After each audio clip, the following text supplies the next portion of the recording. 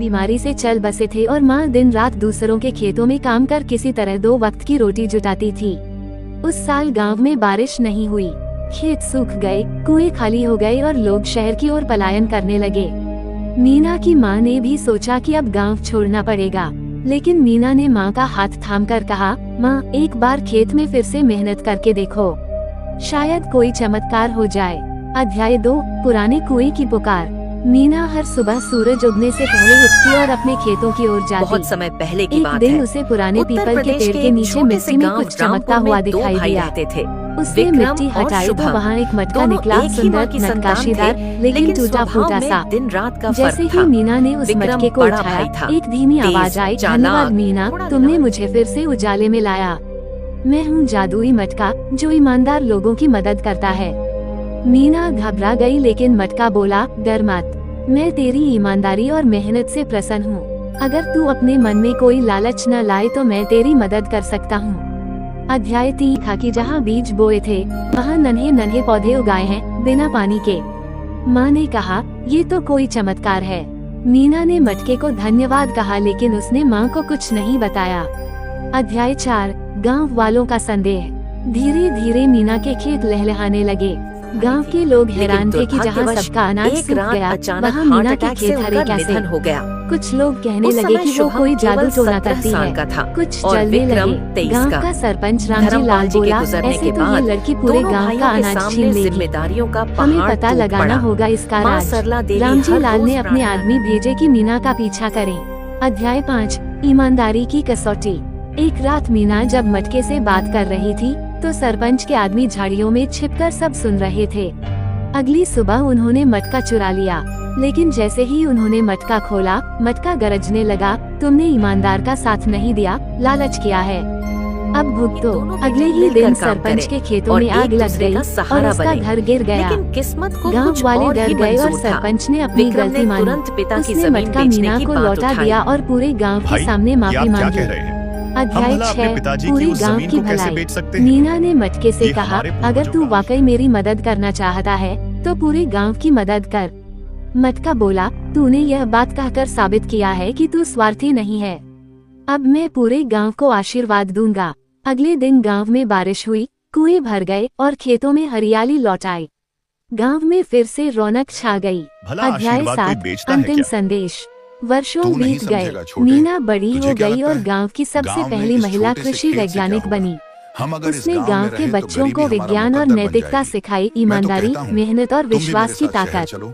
मटका अब कभी नहीं बोला, लेकिन गांव के बच्चे आज भी पीपल के नीचे उसकी कहानी सुनते हैं, मीना और जादुई मटका की कहानी। नहीं भाई, योजक चिन्ह योजक चिन्ह योजक चिन्ह। इस गांव से, यहाँ की कहानी से हमें ये सीखने को मिलता है कि यदि इंसान सच्चाई और मेहनत से जीवन जिए तो खुद प्रकृति भी उसकी मदद करती है। वह खेतों से जादू किसी मटके में नहीं, हमारे इरादों में होता है। आंचल जैसी थी। बहुत समय पहले की बात है। हिमालय की गोद में बसा एक सुंदर सा गांव था। हरियाली से भरा हुआ, छोटी छोटी नदियां बहती थीं और दूर दूर तक पहाड़ों की छाया फैली थी। उस गांव में एक 18 साल का लड़का रहता था, नाम था अमर। अमर बहुत गरीब था, लेकिन बहुत ही होशियार और दयालु। उसके माता पिता बचपन में ही चल बसे थे और वह गांव के एक बूढ़े संत बाबा की देखरेख में बड़ा हुआ। अमर दिन भर जंगल से लकड़ी काट कर लाता था और उसे गांव के बाजार में बेच देता था। वो हर काम को मेहनत और लगन से करता था। गांव के सभी लोग उसे बहुत पसंद करते थे और बहुत उस पे खुश रहते थे। भाग 2 जादुई हिरण का आगमन। एक दिन जब अमन जंगल में लकड़ियां काट रहा था, उसे एक अजीब सी आवाज सुनाई दी, बचाओ बचाओ, कोई है। अमर ने इधर उधर देखा, फिर उसे एक शिकारी के जाल में हिरन अटका हुआ हिरन दिखा। उसके पंख उलझ गए थे। अमन ने सावधानी से उसे जाल से बाहर निकला उसकी मदद की। हिरन बोला, तुमने मेरी जान बचाई है, इसलिए मैं तुम्हें एक रहस्य बताना चाहता हूँ। मैं कोई साधारण हिरन नहीं हूँ, मैं एक जादुई हिरन हूँ। अमर चौंक गया और बोला, अगर तुम सच में जादुई हिरन हो तो क्या तुम कुछ करके दिखा सकते हो? हिरन ने बोला, मैं तुम्हारी हर मदद कर सकता हूँ, लेकिन मेरे साथ एक शर्त है, तुम मेरे जादू का इस्तेमाल सिर्फ अच्छे कामों के लिए करोगे। अमर ने वादा किया। तब हिरण बोला, अब तुम जो भी चाहोगे वो मिलेगा, यूँ सोच समझ कर मांगना। अमर ने सबसे पहले गांव की भलाई के लिए मांगा, मेरे गांव में हर कोई खुश और स्वस्थ रहे। अगले ही दिन गांव में साफ पानी का एक झरना बहने लगा और सूखी जमीन सब हरी भरी हो गई। और धीरे धीरे अमर गांव में बच्चों को पढ़ाने लगा और हिरण भी उसके साथ रहता और समय समय पर सलाह देता था। गांव का नाम दूर दूर तक फैलने लगा। भाग 4, राक्षस का हमला। एक दिन की बात है, एक दुष्ट राक्षस उस इलाके में आ गया। वह गांव के लोगों को परेशान करने लगा और जानवरों को मार के खाने लगा और गांव वाले डर के मारे इधर उधर छिपने लगे। अमर ने हिरण से पूछा, क्या हम इस राक्षस से लड़ सकते हैं? अमर बोला, अगर तुम्हारा हृदय सच्चा है तो जादू तुम्हारे साथ रहेगा, लेकिन ये लड़ाई सिर्फ बाहुबली और मजबूती से नहीं जीती जाती है, बुद्धि से भी लड़ी जाती है। अमर ने हिरण की मदद से एक योजना बनाई। उसने गांव के कुछ लोगों के साथ मिलकर प्लान बनाया और एक रात राक्षस को हिरण ने अपने जादुई दिमाग से उस पे वार किया और राक्षस एक जाल में फंस गया। तब राक्षस ने बोला, मुझे माफ कर दो, मैं भूखा था, मुझे खाने को जंगल में कुछ नहीं मिलता था, पास इतना ज्ञान कहाँ से आया?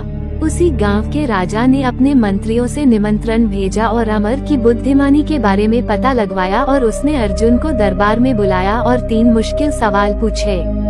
1. दुनिया में सबसे कीमती चीज क्या है? सबसे कीमती चीज है दया, क्योंकि बिना दया के धन भी व्यर्थ है। 2. वह क्या चीज है जो दिखता नहीं लेकिन हर जीव प्राणी को जीवन देती है? वो क्या है? हवा है जो दिखती नहीं पर सबको जीवन देती है।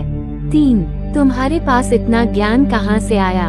ये सारा ज्ञान मेरे गुरु और एक जादुई मित्र से मिला है राजा साहब। राजा बहुत खुश हुआ और उसे राज्य गुरु की उपाधि दे दी।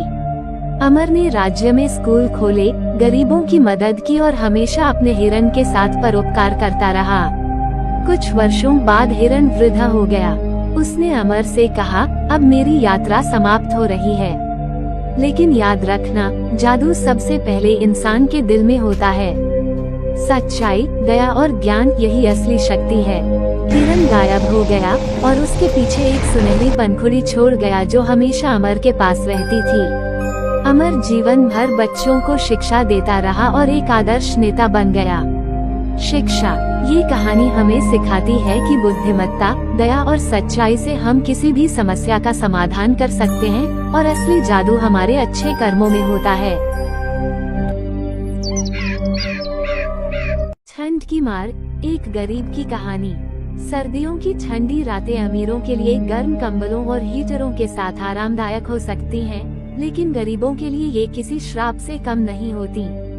बिना छत, बिना गर्म कपड़ों के, बिना भोजन के वे ठंड की मार झेलते हैं और कई बार ये लड़ाई उनके जीवन को भी लील जाती है। ये कहानी ऐसे ही एक गरीब इंसान रामलाल की है, जो अपने परिवार के साथ हर साल ठंड के मौसम में जीवन की कठिन परीक्षा से गुजरता है। रामलाल एक गरीब मजदूर था जो दिन भर दिहाड़ी मजदूरी करता और जो भी कमाता उसी से अपने परिवार का पेट भरता। उसकी पत्नी सरला और 2 छोटे बच्चे सोनू और पायल इसी कमाई पर निर्भर थे। रामलाल के पास न अपना घर था, न ही कोई स्थायी नौकरी। वो कभी ईंट भट्ठों पर काम करता तो कभी किसी ठेले वाले की मदद करता। सर्दियां आते ही उसकी मुश्किलें बढ़ जाती, काम कम हो जाता और ठंड उसकी हड्डियों तक घुस जाती। उसके पास केवल एक फटी हुई शॉल थी जिसे उड़कर वो खुद को ठंड से बचाने की कोशिश करता। उसकी पत्नी और बच्चे भी पुरानी घिसी पिटी चादरों में लिपटे रहते। एक दिन ठंड अचानक बहुत बढ़ गई, तेज हवाएं चलने लगी और रातें लंबी हो गईं। शहर के अमीर लोग उन्हीं कपड़ों में लिपटे हीटर जलाकर गर्मी का आनंद ले रहे थे, लेकिन रामलाल के परिवार के लिए ये समय भयावह था। उनके पास न गर्म कपड़े थे, न ही कोई ऐसी जगह जहां वे आराम से सो सके। रामलाल ने दिन भर काम किया और शाम को घर लौटा। उसका शरीर थकान से चूर था, लेकिन असली चिंता तो रात की थी। उसने देखा कि उसके बच्चे ठंड से ठिठुर रहे थे। उसने अपनी पत्नी से कहा, सरला, कुछ इंतजाम करना पड़ेगा, इस तरह हम ज्यादा दिन नहीं निकाल पाएंगे। सरला ने चिंता भरी आंखों से उसकी ओर देखा, लेकिन वह जानती थी कि कोई उपाय नहीं था। उन्होंने अपनी छोटी सी झोपड़ी में जितना हो सकता था गर्मी बनाए रखने की कोशिश की, लेकिन बाहर की ठंडी हवा उनके कमजोर शरीरों को लगातार झकझोर रही थी। रामलाल को याद आया कि शहर में कुछ संस्थाएं गरीबों को कंबल और गर्म कपड़े बांटती हैं। उसने सुबह सुबह उठकर उन संस्थाओं के चक्कर लगाए, लेकिन हर जगह लंबी कतारें थीं। किसी ने उसे एक पुराना कंबल दिया, लेकिन वह भी इतना पतला था कि ठंड से कोई राहत नहीं मिली। शहर की गलियों में घूमते हुए उसने देखा कि मंदिर के पास कुछ लोग अलाव जलाकर बैठे थे। उसने सोचा कि अगर वह अपने परिवार को यहाँ ले आए तो कुछ राहत मिल सकती है। उसने घर जाकर सरला और बच्चों को वहाँ ले जाने की बात कही। सभी मिलकर वहाँ पहुँचे और आग के पास बैठकर थोड़ी राहत महसूस की, लेकिन ये राहत भी स्थायी नहीं थी। रात होते होते लकड़ियां जलकर खत्म हो गईं और फिर वही कड़ाके की ठंड उन पर कहर बरपाने लगी। ठंड के साथ साथ भूख भी बड़ी समस्या थी। ठंड में मजदूरी और भी कम हो गई थी, जिससे खाने के लिए पैसे जुटाना मुश्किल हो गया। कई बार वे दिन भर भूखे रहते और रात को केवल सूखी रोटी या बचा खुचा खाना खाकर सो जाते। एक रात जब ठंड अपनी चरम सीमा पर थी, रामलाल के छोटे बेटे सोनू की तबीयत बिगड़ने लगी। उसकी सांसें तेज चल रही थीं और शरीर कांप रहा था। सरला घबराकर बोली, कुछ करो रामलाल, इसे डॉक्टर के पास ले चलो। लेकिन रामलाल के पास न पैसे थे, न ही कोई साधन। उसने सोनू को अपनी गोद में लिया और अपने फटे हुए शॉल में लपेट लिया, लेकिन ठंड इतनी ज्यादा थी कि उसकी कोशिशें नाकाफी साबित हो रही थीं। भाग 5, शहर के अमीर और गरीब की असली तस्वीर। इसी शहर में, जहां रामलाल का परिवार ठंड में मर रहा था, वहीं बड़े बड़े घरों में पार्टियां चल रही थीं। वहां हीटर जल रहे थे, गर्मागर्म पकवान बन रहे थे और महंगे शराब के जाम छलक रहे थे। लेकिन किसी को भी सड़कों पर ठंड से कांपते गरीबों की चिंता नहीं थी। रामलाल ने एक बार कोशिश की कि किसी अमीर आदमी से मदद मांगे, लेकिन किसी ने उसकी बात सुनी ही नहीं। कुछ ने तो उसे भगा दिया, तो कुछ ने तिरस्कार से देखा। योजक चिन्ह, योजक चिन्ह, योजक चिन्ह। भाग 6, एक दर्दनाक रात। उस रात ठंड बहुत ज्यादा थी। रामलाल और उसका परिवार मंदिर के बाहर पड़ी एक खाली जगह पर सोने की कोशिश कर रहे थे। आधी रात को अचानक सरला की चीख सुनाई दी, रामलाल। सोनू कुछ बोल नहीं रहा। रामलाल हड़बड़ा कर उठा और उसने सोनू को गोद में लिया। उसका शरीर ठंडा पड़ चुका था। उसने जल्दी से उसे हिलाया डुलाया, लेकिन कोई प्रतिक्रिया नहीं आई। रामलाल की आंखों से आंसू गिरने लगे। उसकी गरीबी ने उसके बेटे की जान ले ली थी। वह अपनी बेबसी पर रोता रहा, लेकिन कुछ कर नहीं सकता था। योजक चिन्ह, योजक चिन्ह। सुबह होते ही पुलिस आई और सोनू के शव को देखा। ये पहली बार नहीं था जब किसी गरीब ने ठंड से दम तोड़ा हो। हर साल सैकड़ों गरीब इसी तरह मर जाते थे, लेकिन किसी को फर्क नहीं पड़ता था। रामलाल के लिए ये सदमे से कम नहीं था। उसने अपने बेटे को खो दिया था, लेकिन उसके पास शोक मनाने तक की फुर्सत नहीं थी। उसे अपने बाकी परिवार के लिए जीना था। कुछ समाजसेवी संस्थाओं ने जब ये खबर सुनी, तो उन्होंने रामलाल को मदद देने की कोशिश की। उन्होंने उसे और उसके परिवार को एक शेल्टर होम में जगह दिलाई, जहां कम से कम ठंड से बचाव के लिए गर्म कपड़े और कंबल थे। रामलाल की आंखों में अब भी दर्द था, लेकिन उसने ठान लिया कि वह अपने परिवार को इस स्थिति से निकालकर एक बेहतर जीवन देगा। योजक चिन्ह, योजक चिन्ह, योजक चिन्ह। गरीबी और ठंड की यह कहानी केवल रामलाल की नहीं है, बल्कि उन हजारों लोगों की है जो हर साल सर्दियों में इस पीड़ा को झेलते हैं। हम सबके लिए यह जरूरी है कि हम अपने आसपास उन जरूरतमंद लोगों को देखें जो ठंड से मर रहे हैं और उनकी मदद करें, क्योंकि शायद हमारे दिए हुए एक कंबल, एक कप गर्म चाय या थोड़े से पैसे से किसी की जान बच सकती है। सर्दी का मौसम था। दिसंबर की ठिठुरती रातें अपना रंग दिखा रही थीं। गांव के लोग अपने घरों में अलाव जलाकर बैठे थे। चारों ओर कोहरा छाया हुआ था और ठंडी हवाओं ने हर किसी को कपकपी में डाल रखा था। इस समय तक ज्यादातर लोग अपने घरों में जा चुके थे, लेकिन एक जगह हलचल हो रही थी। गांव के बुजुर्गों का जमावड़ा। गांव की चौपाल पर एक बड़ा अलाव जल रहा था। चारों ओर लकड़ियां सुलग रही थी और उनकी लपटों की रोशनी में वहां बैठे लोग कहानियों में खोए हुए थे। चौपाल के सबसे बुजुर्ग और अनुभवी व्यक्ति दादा हरिदास अपनी कहानियों के लिए पूरे गांव में मशहूर थे। हर कोई उनकी कहानियों को सुनना चाहता था क्योंकि उनमें सच्चाई के साथ साथ जीवन का एक गहरा संदेश छिपा होता था। उस रात दादा हरिदास ने अपनी कहानी शुरू की। उन्होंने कहा, आज मैं तुम्हें एक ऐसी ठंडी रात की कहानी सुनाने जा रहा हूँ जिसने मुझे जीवन का सबसे बड़ा सबक सिखाया। सर्द रात का संघर्ष।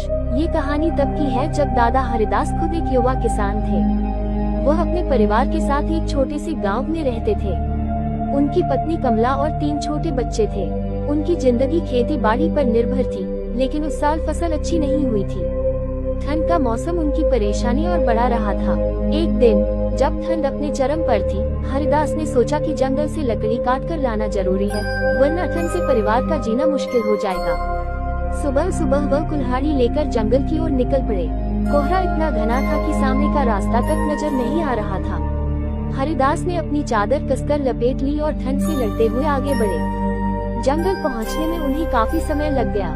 वहां पहुंचकर उन्होंने सूखी लकड़ियां ढूंढनी शुरू की, लेकिन जंगल भी ठंड से सुन्न पड़ा था। पक्षी चुप थे, पेड़ों के पत्ते झड़ चुके थे और चारों ओर एक अजीब सी खामोशी थी। हरिदास ने लकड़ियां इकट्ठी की और उन्हें बांधकर घर लौटने की तैयारी करने लगे। ठंड का खतरा। वापसी के दौरान ठंड और तेज हो गई। बर्फीली हवाएं उनकी हड्डियों तक को जमा रही थी। रास्ता घना और खतरनाक था। अचानक चलते चलते उनका पैर एक पत्थर से फिसल गया और वह नीचे गिर पड़े। उनके सिर पर चोट लगी और उन्हें चक्कर आने लगे। वह दर्द से कराहते हुए उठने की कोशिश करने लगे, लेकिन ठंड ने उनके शरीर को कमजोर कर दिया था। उनकी सांसें तेज चल रही थी और आंखों के सामने अंधेरा छाने लगा। उन्हें महसूस हुआ कि अगर उन्होंने जल्दी कुछ नहीं किया तो वह इस ठंड में वहीं जम जाएंगे। लेकिन तभी उन्हें अपनी पत्नी और बच्चों का चेहरा याद आया। मैं हार नहीं मान सकता, उन्होंने खुद से कहा। मानवता का दीपक। हरिदास ने जैसे तैसे खुद को खड़ा किया और धीरे धीरे चलने लगे। ठंड ने उनकी चाल धीमी कर दी थी, लेकिन उनके इरादे मजबूत थे। रास्ते में उन्हें एक औरत की कराहने की आवाज सुनाई दी। वह हैरान हो गए, इतनी ठंड में कोई और यहाँ कैसे हो सकता है। हरिदास ने आवाज की दिशा में जाकर देखा। वहाँ एक गरीब महिला ठंड से कांपती हुई जमीन पर पड़ी थी। उसके पास गर्म कपड़े नहीं थे और वह बेहोशी की हालत में थी। हरिदास समझ गए कि अगर उसकी मदद नहीं की तो वह बच नहीं पाएगी। हरिदास ने अपनी चादर निकाली और उस महिला को उड़ा दी। उन्होंने उसे कंधे पर उठाया और गांव की ओर चल पड़े। ठंड ने उनकी मुश्किलें और बढ़ा दी, लेकिन उन्होंने हिम्मत नहीं हारी। गांव की गर्मी। गांव पहुंचते पहुंचते रात हो चुकी थी। हरिदास ने महिला को अपने घर लाया और अलाव के पास बिठाया। उनकी पत्नी कमला ने तुरंत गर्म दूध बनाया और उसे पिलाया। धीरे धीरे महिला को होश आया। उसने कांपती आवाज में बताया कि वह पास के गांव से है और जंगल में लकड़ी इकट्ठा करते समय रास्ता भटक गई थी। हरिदास और उनके परिवार ने उस महिला की खूब सेवा की। उन्होंने उसे अपने घर में जगह दी और जब तक वह ठीक नहीं हुई उसकी देखभाल की। कहानी का सबक। दादा हरिदास ने कहानी खत्म करते हुए कहा, उस रात मैंने सीखा कि ठंड केवल बाहर की नहीं होती, ये हमारे दिलों में भी हो सकती है। अगर हम दूसरों की मदद करने का जज्बा रखें तो ठंड कितनी भी तेज हो हमें हरा नहीं सकती। चौपाल पर बैठे सभी लोग ये सुनकर भावुक हो गए। ठंडी रात में दादा हरिदास की कहानी ने उनके दिलों को गर्माहट से भर दिया। उन्होंने महसूस किया कि इंसानियत की रोशनी हर अंधेरे और ठंड को हरा सकती है। उस रात गांव के हर व्यक्ति ने मन ही मन ठाना कि वे एक दूसरे की मदद करेंगे और इस ठंड में किसी को भी अकेला नहीं छोड़ेंगे। भाइयों, अगर कहानी अच्छी लगे तो लाइक और सब्सक्राइब करें।